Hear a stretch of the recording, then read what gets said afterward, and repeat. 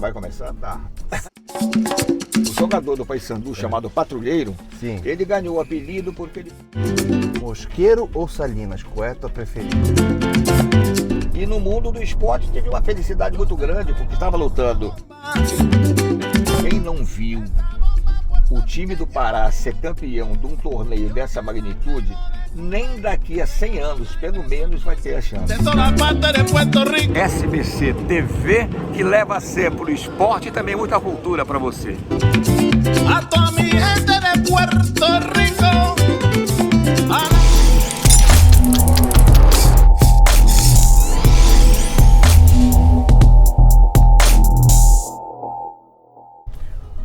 Ivo Amaral, Ah, já vai começar? Tá. 64 anos de carreira.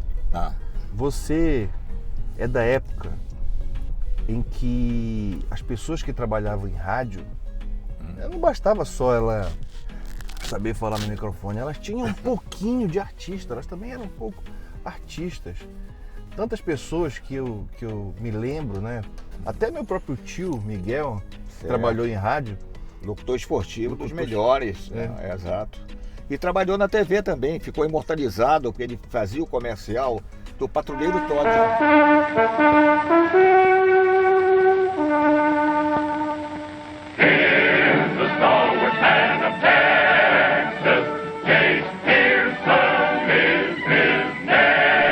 Tinha que trabalhar uniformizado de patrulheiro. O jogador do Paysandu, chamado Patrulheiro, Sim. ele ganhou o apelido porque ele foi sorteado na Pai televisão. do Alexandre. Exato, pai do Alexandre, que é advogado.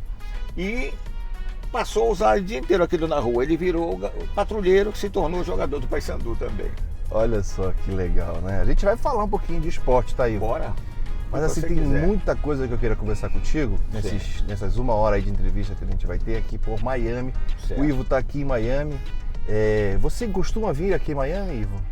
Olha, eu venho habitualmente aqui, porque aqui estão residindo a Adriana, minha filha, e a minha neta Marjorie. Então era tradicional, antigamente, eu vinha 2 vezes por ano, no aniversário da neta em fevereiro e da filha em outubro. Com a pandemia, faz mais de 2 anos que eu não vinha. Vim aqui pela primeira vez, depois de 2 anos, para o aniversário da neta. E realmente é sempre bom viajar, né? Legal, sobretudo quando você tem pessoas queridas esperando a gente aqui. Maravilhoso, mas então, já engatando nessa pergunta que eu te fiz, eu já te faço outra. Mosqueiro ou Salinas, qual é a tua preferida? Olha, hoje em dia eu sou mais de Salinas, mas por uma opção que começou pelos filhos. Você se lembra que quando começou aquela onda de Salinas, quem era de Mosqueiro era menosprezado, né? Os próprios garotos, os próprios filhos começaram a cobrar, Alexandre, Adriana. Olha, os colegas não vêm mais para o Mosqueiro, nossos colegas estão em Salinas. E aí você teve que montar uma certa base em Salinas, né? Mosqueiro teve sua época, né? Muito, muito. A gente ia sempre ao Mosqueiro. A nossa base era a casa do Ronaldo Passarinho, ali em frente ao Burubira. Eu tinha uma casa na passagem Fabiano Coelho, ali no Farol. Mas todo mundo se reunia na casa do Ronaldo Passarinho. Era uma época muito boa. As crianças cresceram lá, né? Alexandre e Adriana. Mas quando ficaram mais mocinhos, deram um adeus para o Mosqueiro. Só queriam saber de Salinas. Mas Salinas é uma delícia, né? Maravilha, né? A gente vê aqui, né, Ivo? Você tem aqui Miami, é bacana, Miami é legal e tal. Mas você vê uma beleza natural como a gente tem lá. Exato. Aquela praia da Atalaia ali. Se bem que Salinas também tem problemas sérios, né? Aquelas armadilhas para os carros, né? Sim. O cara se distrai um instante, a água já vem. O carro já foi já embora. te prende. E às vezes eu tenho essa sensação diferente. Eu chego em Salinas com a mesma alegria que eu saio. Não é? Mas é realmente diferente. Sim. Só a comodidade, que é muito discutida hoje, querem mudar isso, fazer uma orla lá, de você botar o carro na própria praia, né? É questão da estrutura, né? Exato. Você gera a estrutura para o turista. Abre o carro aqui, já faz uma estrutura, tem tudo, leva comida, leva bebida, né?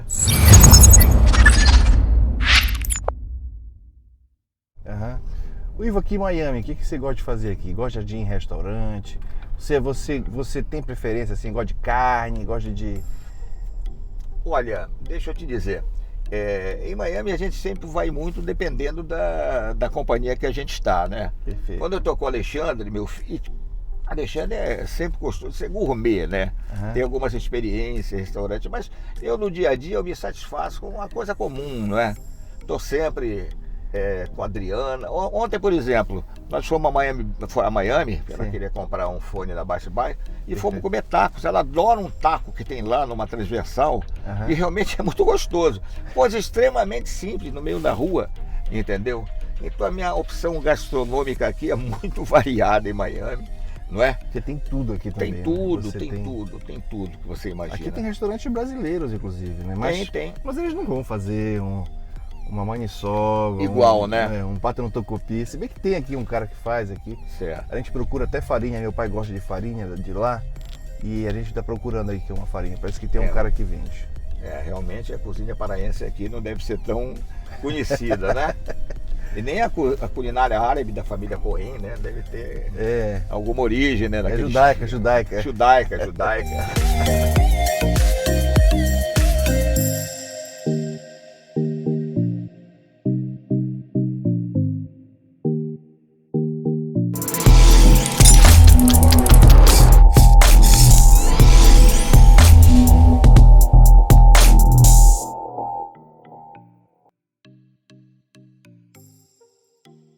Você conhece a história da comunicação, Do rádio, do rádio, né? Você, além de trabalhar com rádio e televisão, você também tem uma agência de publicidade, então você viveu muitos fenômenos, muitas transformações. Como é que você vê hoje, né? Você vê a comunicação hoje, parece que tá... Hoje um cara pega um celular e ele tem um podcast, ele se comunica com seus seguidores. Como é que você vê isso que antigamente você precisava de uma estrutura toda para enorme, ter? Como é que é isso aí para você? Você que acompanhou todas essas transformações e hoje você vê um cara com um celular se comunicando com milhares de pessoas. Olha, realmente é uma evolução fantástica, né? Que nós tivemos nas comunicações mundiais, no Brasil também principalmente. Eu sou do tempo do Ronca, como eu digo. Quando eu conto para os meus filhos hoje, para os amigos deles, eles pensam que é piada. Eu cansei de narrar jogos da seleção brasileira no Maracanã, outros eventos importantes. Eu ia saber se o meu som chegou em Belém no dia seguinte, às 11 horas, quando eu recebia do senador Milton Trindade um telegrama via Western, que nem os Correios, nem o telegrama comum era confiável. Então, hoje em dia, em qualquer parte do mundo, você liga o microfone, fala, Belém te atende na hora. E antigamente era uma dificuldade, né? Você não transmitia seu retorno da sua transmissão, você ficava isolado, não é? Mas foi um aprendizado muito grande para mim, né? Eu comecei a trabalhar em televisão sem nunca ter visto nem televisão, mas foi uma experiência fantástica e eu me dei muito bem com o veículo até hoje. Quando foi a primeira vez que você viu uma televisão? Não conto os filmes americanos, né? Com aquelas comédias americanas, eu tô sempre cinemaníaco desde garoto, não é? Mas a primeira vez que eu vi uma série de transmissões de televisão foi, eu não me lembro exatamente o ano, ainda dos anos 70, final dos anos 60, 70, teve uma exposição mundial da França em São Paulo. E eu fui com a minha mulher, já o Alexandre já era nascido, e fiquei vendo, fascinado, tudo aquilo que era proporcional. E no mundo do esporte tive uma felicidade muito grande, porque estava lutando em São Paulo o Cassius Clay, o Muhammad Ali.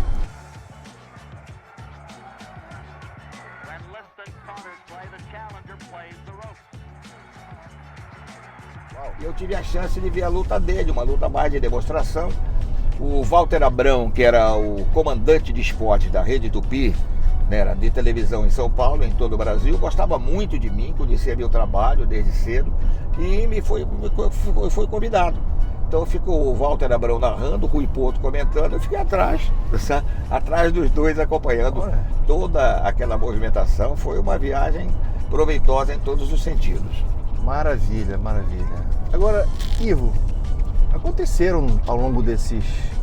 Veja bem, você em 1957 começou com 15 anos. 15 anos em rádio. Em rádio. Por acaso, né? Não foi planejado. Como é que foi isso daí? O que aconteceu? O que te levou a trabalhar em rádio?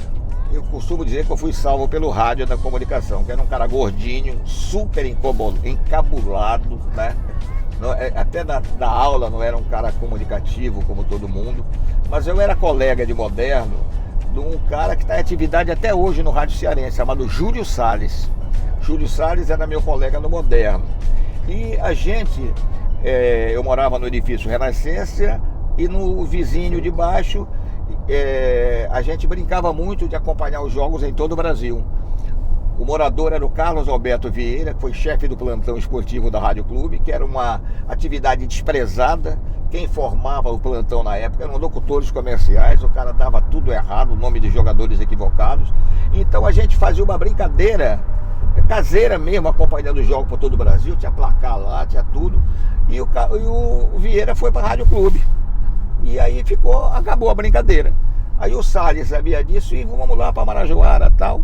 E eu entrei lá para ser escuta de plantão, não falava nada de microfone. E aí começou. Mas nesse mesmo ano, eu me adaptei muito bem no veículo. E no final deste ano, eu entrei em agosto na rádio. Em dezembro eu já estava apresentando com o Jaime Bastos o principal programa da rádio, que era o Atualidades Esportivas. Tudo isso com 15 anos de idade. Aqui de novo.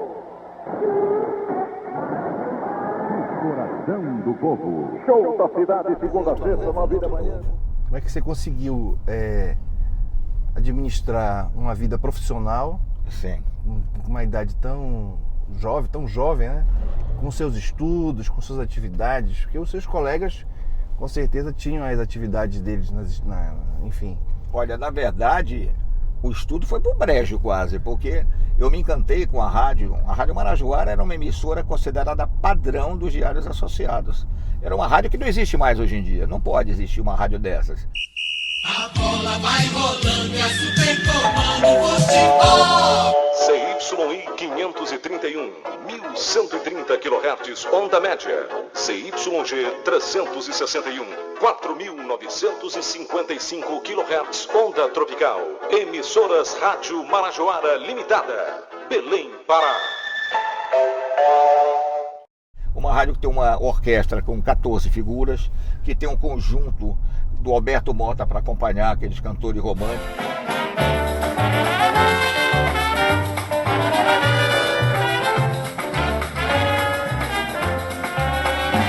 Deixei o meu tamborim sereno e o orvalho caiu lá de cima e molhou.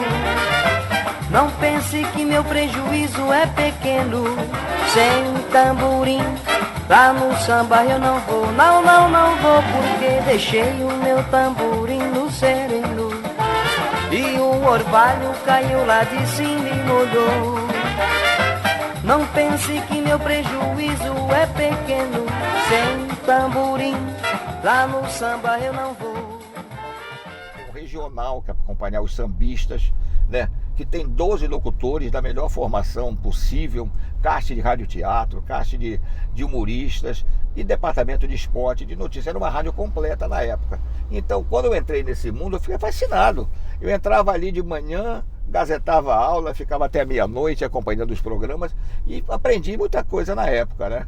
Tanto que a vida escolar ficou prejudicada. Nesse mesmo ano eu já fui reprovado, né?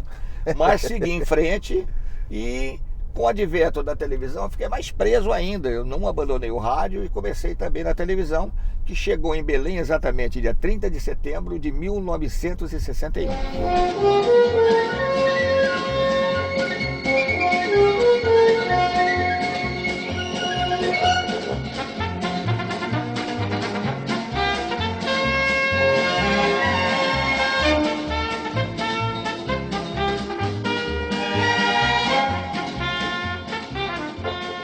Foi quando a TV Marajoara foi inaugurada. Eu participei, eu fui um dos apresentadores do show de inauguração. Lá estavam também José Maia, Abílio Colseiro, Habib Fraia Neto, outros locutores. E no dia seguinte, o primeiro programa da programação era o meu, que era um programa de 10 minutos, chamado Todos os Esportes. Aí em diante eu não parei mais, passei a ser regra 3 de todo mundo que tirava férias. E nessa época você tinha como o suporte, seu patrocinador, o Guarasuco. Então, o Guarasuco, quem me dera fosse meu patrocinador, era patrocinador da rádio. E foi um refrigerante, não sei se você viveu a fase do Guarasuco ou só de lembrar. Não era muito novo para isso. Eu não sei, eu acho que eu tomei esse Guarasuco por aí. O Guarasuco conseguiu uma proeza na época. Ele levou à falência em Belém a fábrica da Coca-Cola. A Coca-Cola se retirou de Belém e o Guarasuco tinha 80% do mercado. Autoridades e convidados assistiram à solenidade de inauguração da moderníssima fábrica de Guaraçuco, em Belém. O prefeito Lopo de Castro compareceu pessoalmente, tendo a fita inaugural sido cortada pelo representante do governo estadual. A bênção do estabelecimento foi procedida pelo arcebispo metropolitano de Belém. A fábrica está muito bem aparelhada com o que de mais moderno existe na técnica atual, sendo de se salientar a abolição completa do uso manual, o que atesta uma perfeita higiene do produto. Era aquele Guaraná paraense, feito já em bases mais modernas, com instalações modernas. Eu participei, inclusive, logo que entrei na rádio, da inauguração da fábrica do Guaraçuco, que viria pouco depois a ser um patrocinador que se eternizou durante 10 anos no esporte, no futebol da rádio. Era o Guaraçuco, está em todas, né? Eu vi eu peguei na internet, fiz um pouco de estudo aí, né? Sim. E eu vi na internet, está lá um encarte, né? O Guaraçuco, a sua foto, tá falando e ali anunciando quais seriam os outros programas que viriam, né? E os jogos também, né? Os jogos. Guaraçuco apresenta jornada esportiva, Exato. Ivo Amaral vai narrar, tal, participação. Na época me apelidaram até de garoto Guaraçuco, porque o slogan do Guaraçuco era Guaraçuco está em todas, né? E eu acabava tendo em todas no futebol, em alguns programas da rádio. Então essa ligação ficou muito forte com o Guaraçuco da época.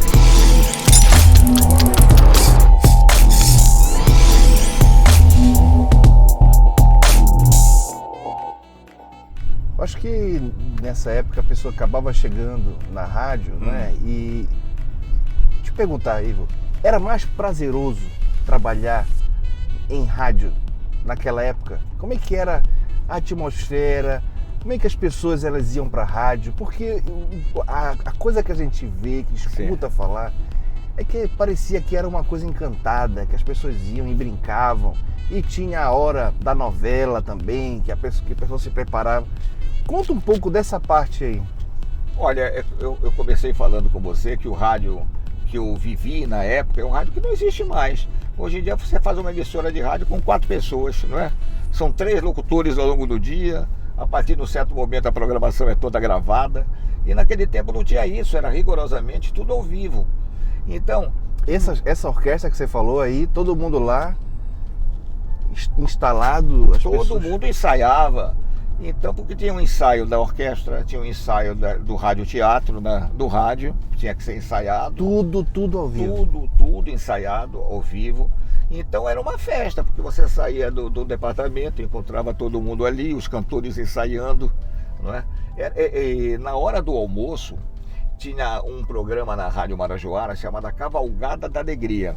E para você ter ideia, era tanta gente participando que o programa era apresentado do palco do auditório. E tinha várias sequências. Tinha uma famosa na época, teus parentes vão lembrar, chamada Consciência do Braguinha, que era um cara que mentia lá, iludia, um Barnabé. Tinha Mariquinha e Maricota, que eram 2 fofoqueiras velhas. Tinha também a parte do noticiário. E terminava com a Sentinela Esportiva, que era um programa de humor, um programa de esportes. Então isso tudo, pelo número de pessoas que eram envolvidas na programação, tinha que ser apresentado num palco, que não dava no estúdio. E essa jornada toda ia até que horas? Olha, não é como hoje. Porque hoje as rádios todas são 24 horas, né? Naquele tempo abria a rádio 5h30, 6 horas da manhã e encerrava à 00h30. 00h30. Ela parava durante... E antes de eu entrar em rádio, por exemplo, a Rádio Clube do Pará, ela interrompia até para o almoço. Interrompia meio-dia e voltava 4 da tarde, mais ou menos assim. Mas já na Marajoara não, as rádios passaram a ser diretas durante o dia inteiro, mas encerrando 00h30, 1h no máximo. Nessa época, Belém, a população de Belém era muito menor. Muito menor. Eu acho que, se eu for buscar aí, eu tenho a impressão que nem o abastecimento de energia não era constante. Existia um... Não, era precário a energia. E era uma cidade, como todo país, todo o Brasil, muito mais segura.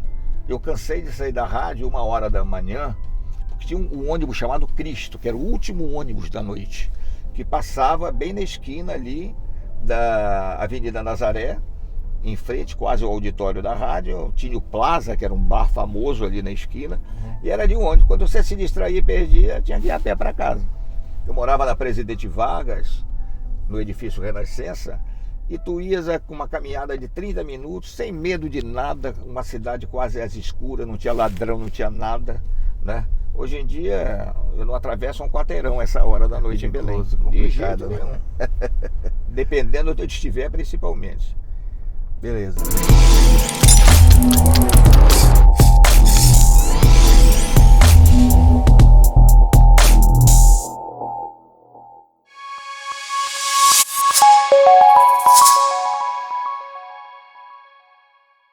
Ivo, você falou aí que você teve uma experiência de transmitir ou de comentar jogos no Rio de Janeiro. Muitas vezes, muitas vezes. Teve algum jogo da seleção brasileira?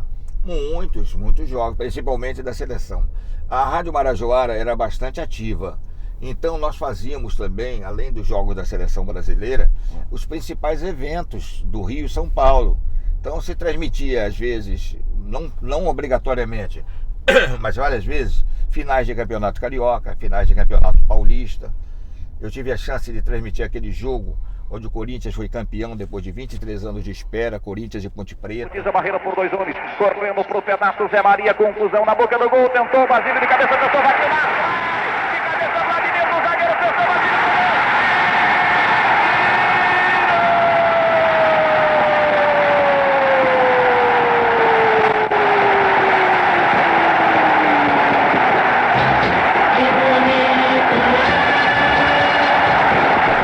A despedida do Pelé no Maracanã, que foi um negócio que... Conta um pouco disso daí pra gente aí. Foi muito legal, porque o Pelé teve 2 despedidas. E foi, curiosamente, na primeira delas, quando chegou a Embratel em Belém. Que a Embratel só chegou em Belém em 1971. A Copa do Mundo do México, você não viu direto, como a maioria dos estados. A Embratel chegava até Piauí. A partir daí, São Luís, Belém e Manaus, territórios, na época eram territórios, tudo só de videotape, né? Então a chegada da Embratel foi recebida com festa em Belém, né? A TV Marajoara então se deu muito bem, porque passou a transmitir ao vivo o programa Flávio Cavalcante. E com vocês novamente, RC7 e Roberto Carlos.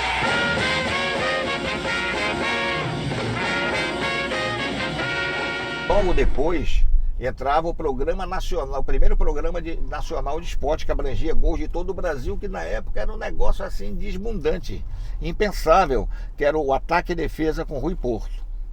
E muitas vezes ele me convocava lá, eu estava na minha casa lá, lógico, sem imagem, só voz. Sim. Né?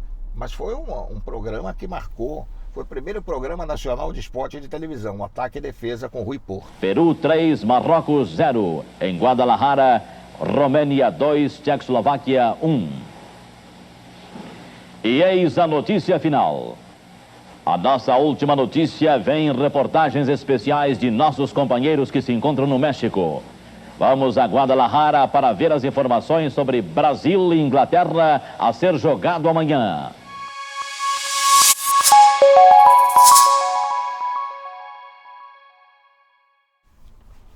E o Pelé? E a despedida do Pelé?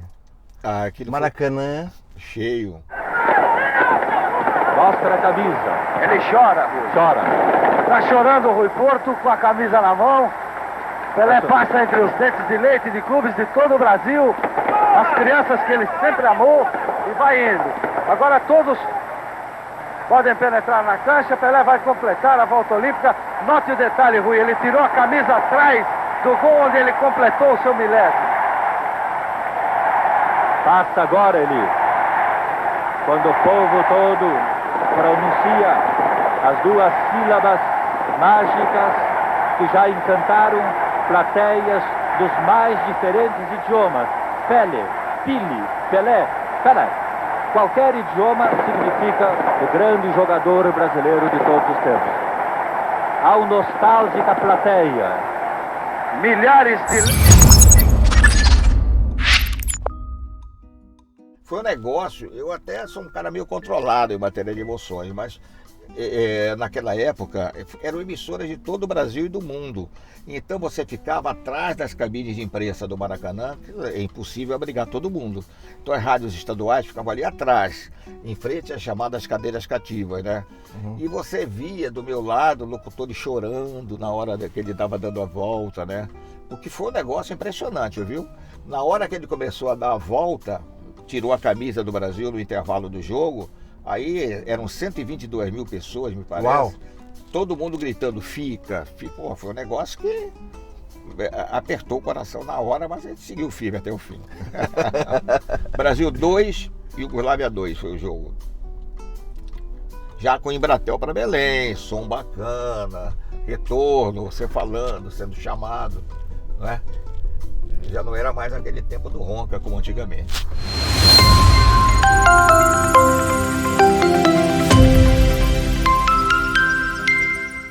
O Ivo, hoje, naquela época, era difícil um jogador ser reconhecido como bom através desse negócio de propaganda, né? Porque hoje tem jogador que a gente pensa que é bom, mas é porque tem muita gente falando dele, ele tem que pagar para falarem bem dele, etc. Naquela época já era um pouco difícil, né? Até porque o cara lá jogando em Belém raramente era visto por aí fora, não é? As competições, não havia campeonato brasileiro, né? Como tem hoje, que abrange praticamente todos os estados. A primeira tentativa de fazerem, e fizeram um campeonato de dimensão nacional, envolvia Rio, São Paulo, Belo Horizonte, Minas. Foi o primeiro torneio chamado Roberto Gomes Pedrosa. A partir daí a coisa foi crescendo até o ponto que está hoje. Mas o time do Pará, as nossas competições do Pará, era o famoso torneio Norte e Nordeste, né? Que muitas vezes a decisão ficava Remo e Náutico, lá em Recife, um jogo cá, um jogo em Belém, um jogo lá, entendeu? Sim. Então era a maneira de o Pará ser conhecido, os jogadores ficarem mais familiarizados, até que não havia transmissão de televisão, né? Ninguém cobria esses eventos Norte e Nordeste.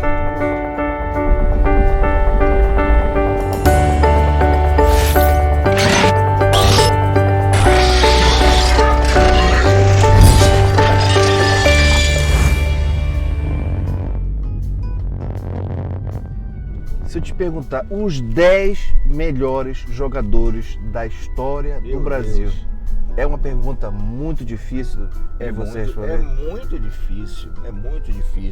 Porque você vai logo pensar na seleção de 70, né? Tricampeã do mundo. Né? Brasil!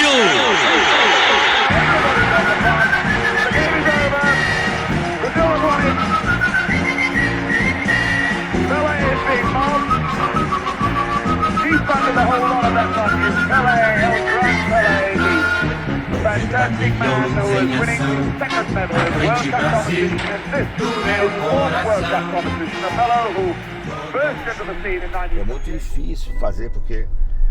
Nessa lista, o Neymar entra?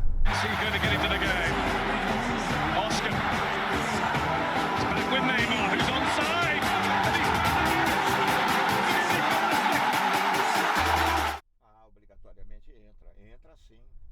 O Neymar dos melhores. O Neymar depois ficou milionário, né?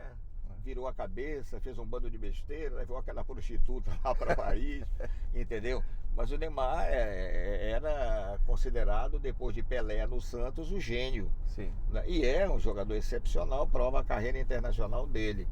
Mas você vai na Copa do Mundo, aqueles jogadores inesquecíveis, evidentemente comandando pelo Pelé, Rivelino, não só pela seleção, mas pelo que fez no Corinthians, no Fluminense, é um jogador que deve estar entre os 10. Carlos Alberto Torres foi nosso capitão na Copa. Gerson, entendeu? Garrincha, não? Jogadores excepcionais, fugindo do mercado carioca e paulista. Tostão, em Minas Gerais, né? Tostão, indo para o Sul, Falcão, né? São jogadores excepcionais e que estão numa lista muito especial, não é? Você vai pro Paulista, tem o Gilmar, um goleiro que foi bicampeão do mundo, não é? Espetacular, figura, o porte elegante. Tem muita gente. 10 é difícil, 20 fica uma lista mais fácil. Ô Ivo, na tua carreira aí, transmitindo, falando, comentando futebol. Qual foi a partida envolvendo times do estado do Pará que mais te emocionou, que mais te chamou a atenção, que mais te marcou? Olha, foram tantos jogos agora envolvendo times do Pará. Nós não temos, infelizmente, uma grande conquista nacional. Você já viu, por exemplo, aquela Copa do Brasil, já foi ganha pelo Juventude de Caxias do Sul, não, pelo Caxias. Já foi ganha pelo Criciúma de Santa Catarina. Nesse ano que o Criciúma foi campeão, o Remo foi o 4º colocado. Tá?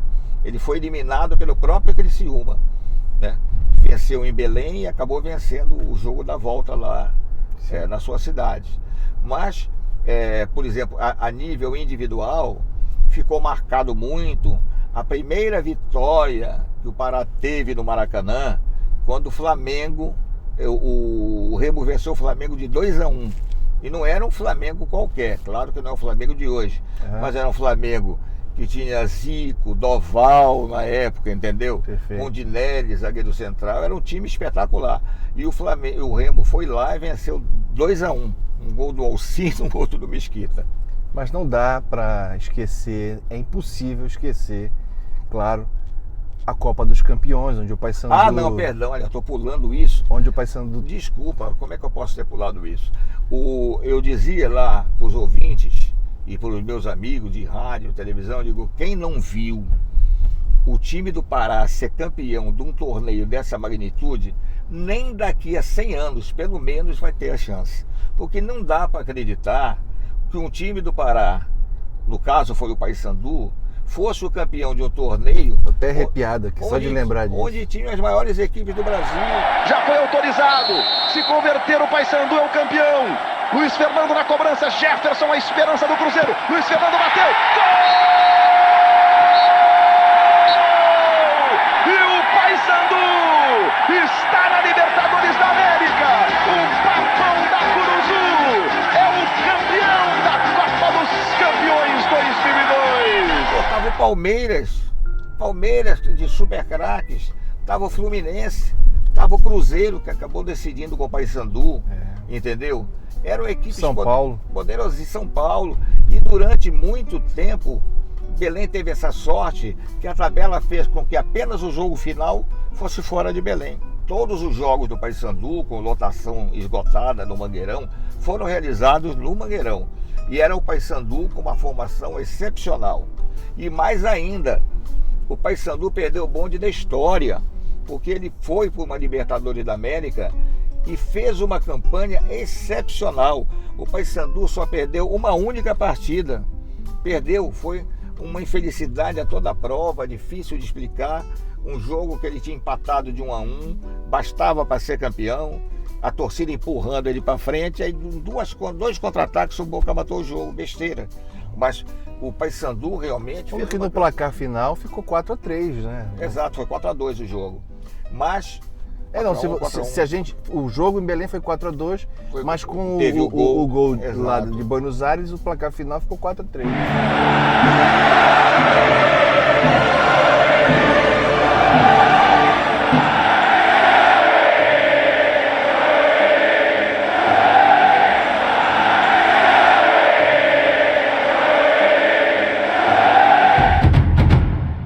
Épico. Heróico. Superação.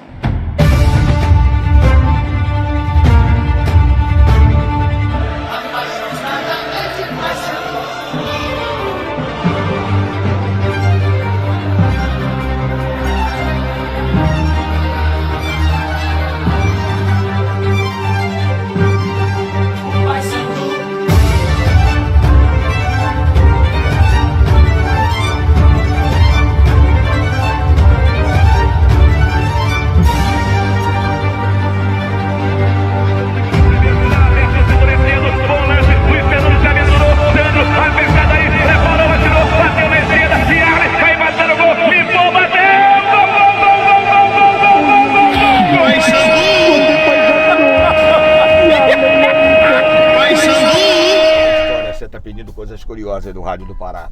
Nessa época da Libertadores, eu estava na Rádio Clube do Pará. Estava comentando na Rádio Clube do Pará. E teve um jogo do Paysandu contra o Cerro Porteño do Paraguai. Sim. Que é uma equipe que dá muito trabalho para o futebol brasileiro. Você não se lembra quanto foi o resultado desse jogo, não? Paysandu e Cerro Porteño? Paysandu e Cerro Porteño. 6-1? 6-2. 6-2. 6-2. Eu estava comentando, não ao vivo, estava comentando lá no estúdio da Rádio Clube. E quando o placar atingiu 5-1, eu me lembro que eu usei essa expressão. Olha, eu quero dizer para você o seguinte, eu estou aqui, estou no estúdio da Rádio Clube, estou vendo o jogo aqui, tá 5-1 para o Paysandu, mas eu quero dizer que eu não acredito nisso. Não é possível que o Paysandu esteja goleando um time que enfrenta... Na cidade deles, né? Na cidade, não foi na capital, foi numa outra cidade lá.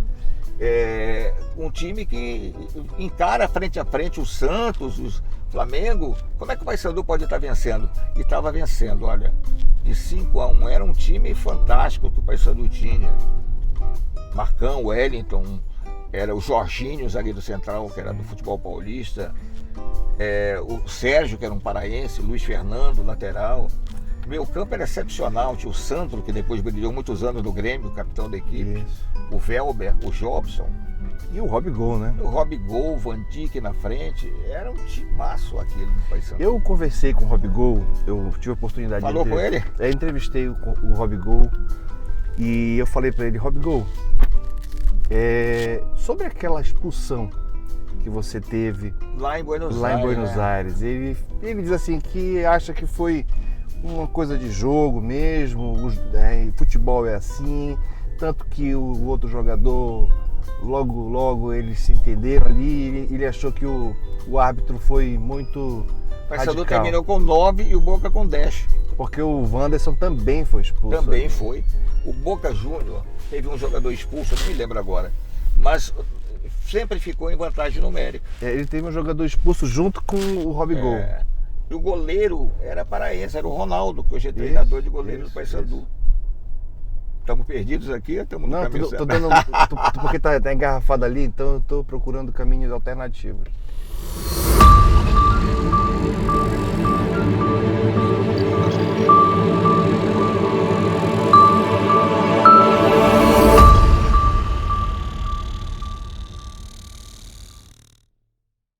Mas...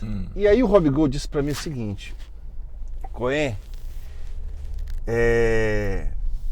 eu acho que o Paysandu tinha condições, sim, de passar do Boca Juniors na partida de Belém e nós iríamos brigar. Era a final, né? Que era o Nacional de Medellín, parece, né? Quem ganhasse ia pegar o Nacional. Isso. Não era final, era semifinal. Exatamente. Tanto que o Boca Juniors foi campeão, né? O Paysandu perdeu para o time campeão da Libertadores. Certo. E o Boca Juniors foi jogar a final do Mundial contra o Milan e ganhou também. Pois é. Também era um time de Tevez, né? Esqueloto. Era um timaço o time do Boca Juniors. Mas eu me lembro, você sabe que no rádio tem esse negócio, você não pode às vezes ser muito sincero. Sim. Se nem tem uma palavra bem paraense que você deve saber, que eu odeio, que é o secador. Já viu aquele negócio de secador? Se você dá uma opinião contrária ao que o torcedor pensa, pô, tá secando o meu time. Isso. Entendeu? Isso é perigoso, não é? Então, mas eu me lembro que na época eu alertei o seguinte, concordo também com o Robigol, que por uma circunstância besta, o Paysandu acabou sofrendo 3 gols quase em sequência, uma com falha do lateral Wellington, outra o Gino foi batido, era o zagueiro central, capitão do time. Mas eu alertei o tempo todo lá em Belém, depois do primeiro jogo, 1-0. Já vamos passando. Eu digo, olha, vamos raciocinar da seguinte maneira. Quem é o melhor time? É o Paysandu ou é o Boca? O melhor time é o Boca. Não havia comparação. Apesar da proeza do Paysandu, o Boca, e comprovou, né, pelo resultado que você está dando na sequência, o Boca era o melhor time, né? Então, se o Paysandu ganhou o Boca lá, por que o Boca não pode ganhar do Paysandu aqui? Secador, não sei o que, tá? Então eu calei a boca. Mas realmente, né, poderia ter acontecido um sucesso. O Paysandu empatou o jogo, empatou com o Lecheva aos 14 minutos do segundo tempo. Um belo gol do Lecheva. El problema que tuvo para retroceder cuando Boca contraataca, es una invitación permanente. Luis Fernando, Bruno, Yarley, le manotea Cassini, aquí está Belver, este le lleva,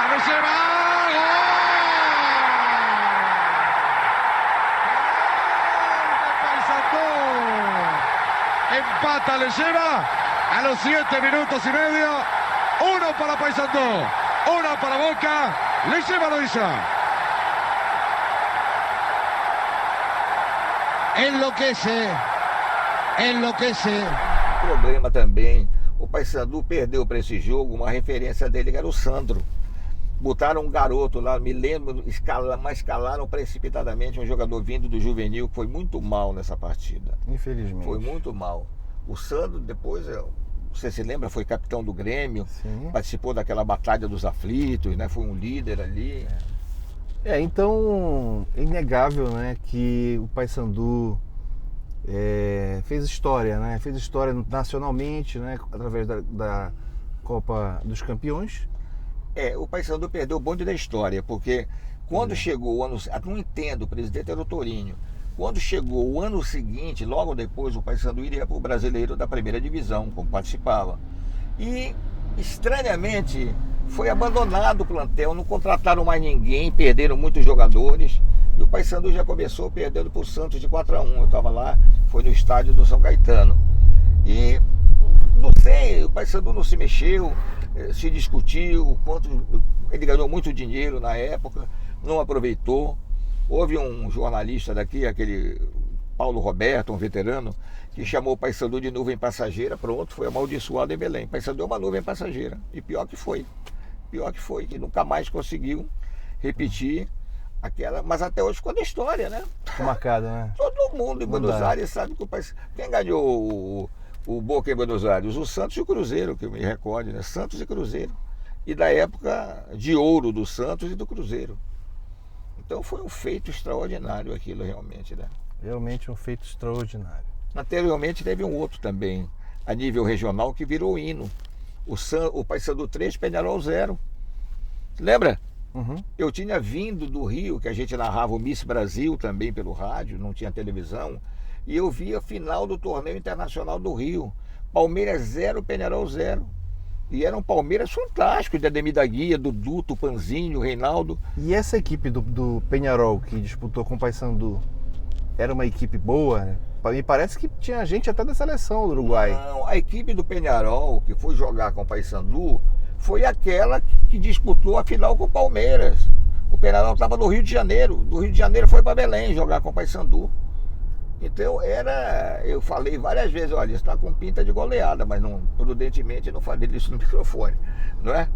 Quem esperava aquele negócio? Ninguém esperava aquilo. O futebol é uma caixinha de surpresa mesmo. Meu amigo, era o principal time do Uruguai, um dos melhores da América do Sul. Mazurkiewicz, Forlan, Pablo Forlan, Pedro Rocha, Caetano, tinha Spencer, que era no centroavante, Joia era um ponta peruano. Era um timaço aquele do Peñarol. Ninguém entende o que aconteceu. O Paysandu meteu 3-0, pô. 3-0. Ivo, aqui nos Estados Unidos existe a Major League, né? Que é a liga principal, onde tem os de futebol, né? Futebol como a gente conhece, né? O full soccer mesmo, né? O nosso futebol brasileiro, o futebol inglês, aquele futebol que a gente conhece, né? Porque aqui tem futebol, o cara fala futebol aqui é futebol americano. Eu sei, o nome é esse, né? Mas a Major League, né? Você tem times aqui que o campeão, por exemplo, de 2021 é o New York City. Tem muito brasileiro jogando lá, tem 3 brasileiros jogando lá. Recentemente contrataram o Thiago Martins. Eu estou muito feliz de estar aqui. É um prazer enorme participar desse grande clube. Vou fazer o meu melhor para poder ajudar a todos aqui e ingressar o mais rápido possível com todo o elenco. Jogou no Paysandu, inclusive. Thiago Martins. Muito bom jogador. Jogou no Palmeiras, foi campeão brasileiro pelo Palmeiras em 2016, eu acho. E fazia muitos gols, fez muito zagueiro. Thiago Martins. João Lucas, tocou para ele, Iago Pikachu. Lançamento para a área, o domínio livre de marcação, posição legal! Gol!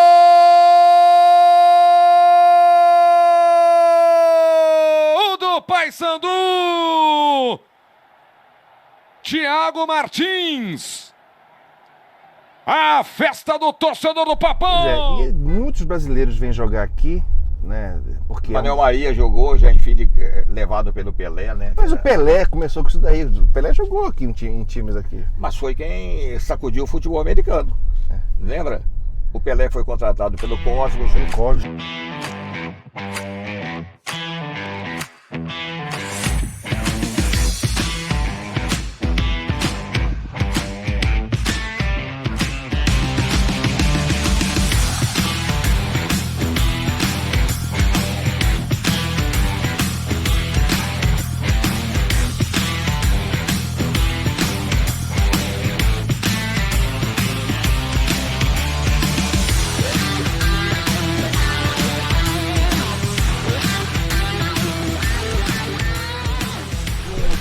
Logo em seguida veio Carlos Alberto Torres, Beckenbauer, Quinaglia, que era um centroavante italiano da seleção.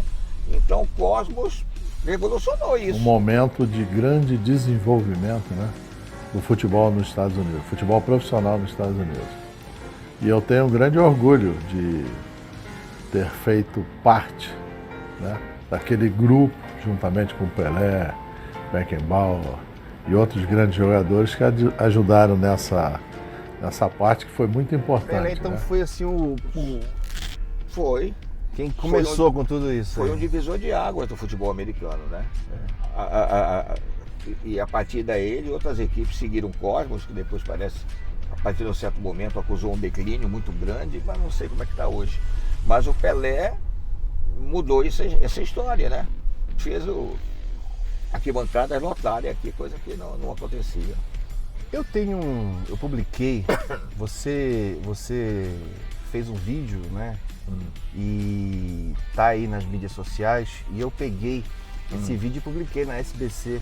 Sim. Aliás, esse vídeo muito visualizado, depois vocês vão lá e dar uma olhada no vídeo que o Ivo Amaral fala, de Remo e Paysandu, que os dois times... O futebol parece estar de luto. E, rapaz, no dia seguinte eu não podia andar na cidade. Mas porque o torcedor não gosta de ver a verdade. O que eu me irritei é que ficava um gozando a desgraça do outro e todos os dois morrendo, não é? O Paysandu foi rebaixado, perdeu também a chance lá de subir de divisão. Sim. Fizeram o enterro do Paysandu. Aí quando o Remo foi rebaixado, fizeram o enterro do Remo. E aí por isso que eu digo, o futebol parece estar de luto. Morreram os dois. Hoje a maior vibração é torcer contra o outro, não é? Baseado nisso daí, Ivo, como é que você está vendo e o que você vê o esporte do Pará, especialmente o futebol, para os próximos 6 anos? Olha, é difícil fazer uma previsão sobre isso, porque o futebol mudou, né? Muita coisa, inclusive algumas coisas modernas só fizeram piorar. Por exemplo, antigamente você queria, o Paysandu queria contratar um jogador de renome, o Remo, o presidente ligava para o presidente do outro, né? Hoje em dia tem aquela figura dos executivos de futebol, que são mancomunados com empresários, entendeu? A gente não vai também jogar todos no mesmo saco. Não dá para generalizar, né? Não dá para generalizar. Mas a grande maioria já tem aqueles jogadores da sua ladainha, já colocam aqui, se estão empregados ali, trazem para cá. Isso tem feito muito mal para o futebol. Tanto que esse presidente do Paysandu agora, Maurício Ettinger, sim, ele acabou, agora parece que mudou de novo. Colocou um time bom, né? Não, ele acabou com o diretor, com o executivo de futebol, manda embora. Durante muito tempo, figuras ligadas ao Paysandu pressionaram o presidente Luke Paul para mandar o executivo embora. Porque sentiram que ele estava prejudicando em vez de ajudar. Mas é difícil, o caminho, ninguém volta para trás, né? Ninguém vai voltar ao passado. Perfeito. O presidente, o Falango, lá ligava para o Fluminense, eu quero trazer fulano, o que é que tu faz para mim? Né? Eu estava conversando com o Hernan Souza, né? O Hernan foi famoso que levou o Dario para lá, né? Levou o Dario também, trouxe o Chico Espina também. Trouxe o Chico Espina, que foi um centroavante que foi da história do Paysandu, né? Hoje é um ídolo, quando se fala em jogadores centroavantes, quem se lembra? O Chico Espina, não é? Grande centroavante. Grande. Se bem que, na minha opinião, isso eu já falei, não existe nada comparado ao que foi o Alcino no Remo. Não existe nada. O Alcino, se tivesse um mínimo de juízo, era a seleção brasileira. Mas sempre foi um cara louco. Né? Teve uma infância aqui conturbada, chegou a ser preso pela polícia lá em Madureira. Né? Tanto que teve um jogo do Remo que ele não pôde ir com a delegação, que eles disseram, não traz esse cara que ele vai ser preso aqui. E ele não foi. No primeiro jogo, aquele do Flamengo, ele foi. Né? Mas depois avisaram o Remo, não traz mais. Ele não veio mais. Não traz que o homem vai ficar preso. O Alcino tinha altura, cabeceava bem, tinha técnica, sabia meter uma bola, não era aquele centroavante grossão, aquele poste parado na área. E era um jogador excepcional. Então, para mim, foi o maior de todos os tempos do Pará. Há uns anos atrás fizeram a seleção, os cronistas reuniram, na época, a seleção de todos os tempos, e o Alcino era um centroavante indiscutível, né? E na época se brigou muito que o Giovani não foi eleito, né? E era um jogador de exportação, né? O meio campo era o Oberdan e o Quarentini, né? O pequenino, né? Não o Quarentini original, que foi artilheiro do que eu vejo no futebol, as pessoas sempre dizem que o futebol é resultado. Futebol é resultado. Aí eu me lembro do Dadá Maravilha, por exemplo. Aí eu vejo muita gente falando assim, o Dadá não jogava muito bem. Cara, mas o cara fazia gol. O cara é efetivo no negócio. E um cara inteligentíssimo para a colocação das coisas.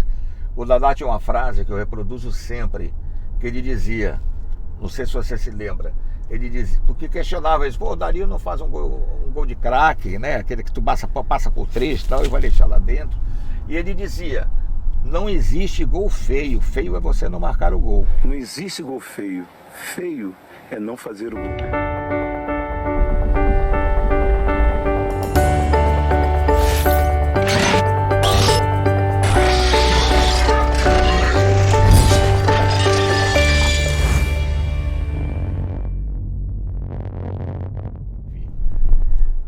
E teve um jogo contra o Remo, ele já no final de carreira, pelo Nacional de Manaus, que eu vi o cruzamento, ele vai lá em cima, a impressão que dá que ele parou.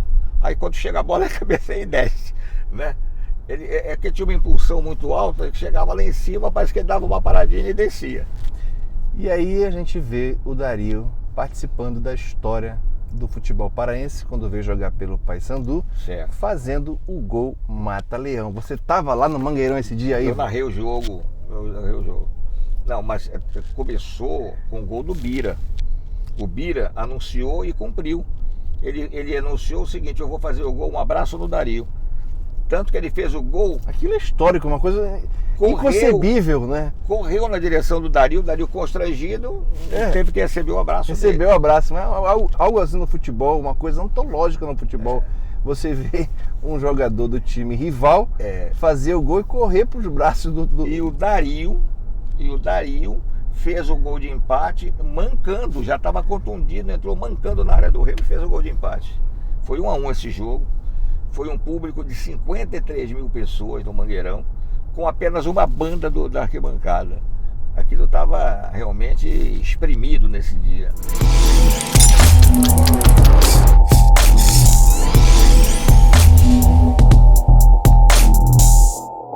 Encontrar aqui em Miami um canal tão atuante, que divulga as coisas do nosso estado, vai além do esporte, também tratando da cultura, dos problemas gerais que podem afligir o estado do Pará. E sendo um porto seguro para todo mundo que passa por Miami, saber as novidades que acontecem no norte e também por todo o Brasil. Então, eu fiquei muito feliz de hoje conversar com José Cohen. Conversamos sobre muitas coisas, sobre futebol principalmente, sobre o esporte, mas também da vida que todos nós levamos aqui a passeio, a trabalho em Miami. Por isso foi um prazer participar da SBC TV, que leva sempre o esporte e também muita cultura para você. Um abraço. Valeu, galera.